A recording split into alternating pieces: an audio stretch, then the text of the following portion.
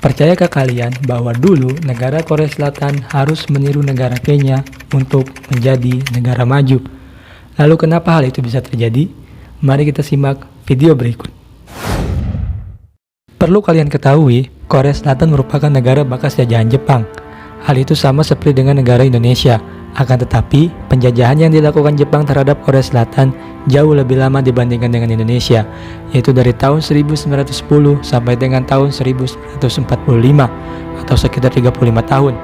Singkat cerita, pada tanggal 6 dan 9 Agustus tahun 1945, saat kedua kota di Jepang yaitu Hiroshima dan Nagasaki dijatuhi bom atom oleh sekutu, Jepang akhirnya menyerah.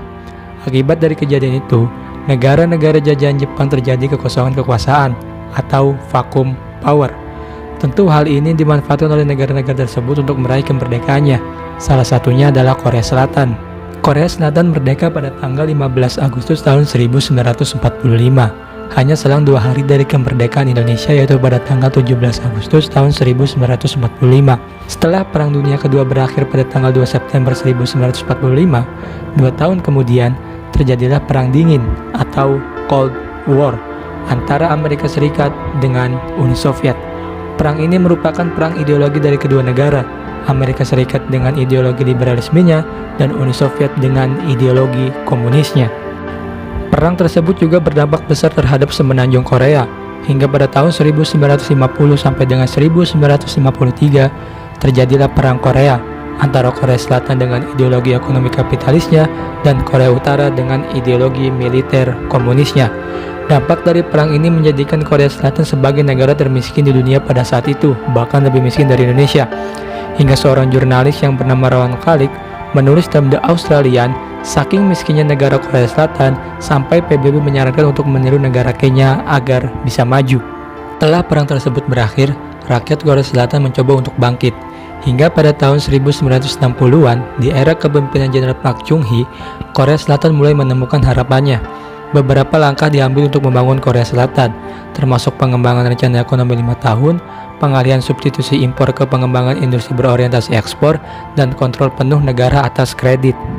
Selain itu, negara juga menasionalisasi semua bank komersial dan mengatur kembali sistem perbankan untuk memberikan kontrol atas kredit.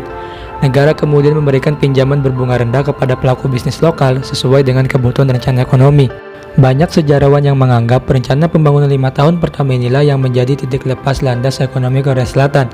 Diluncurkan pada tahun 1962, Korea Selatan menyerukan tingkat pertumbuhan ekonomi sebesar 7,1% untuk periode 1962 sampai dengan 1966 dengan mendorong pengembangan industri ringan untuk ekspor.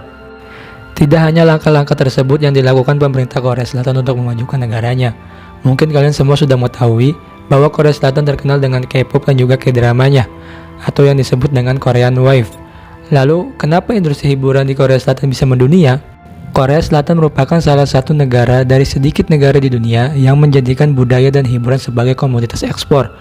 Hal ini tentu tidak lepas dari dukungan pemerintahnya pada tahun 1980-an hingga tahun 1990-an. Pemerintah Korea Selatan memberikan beasiswa terhadap para seniman untuk belajar di luar negeri yang bertujuan untuk meningkatkan kemampuan dan pengetahuannya terhadap seni. Dampak dari Korean Wave ini sangatlah besar. Keberhasilan K-pop dan K-drama membawa keuntungan bagi Korea Selatan, salah satunya sebagai penyumbang pendapatan negara.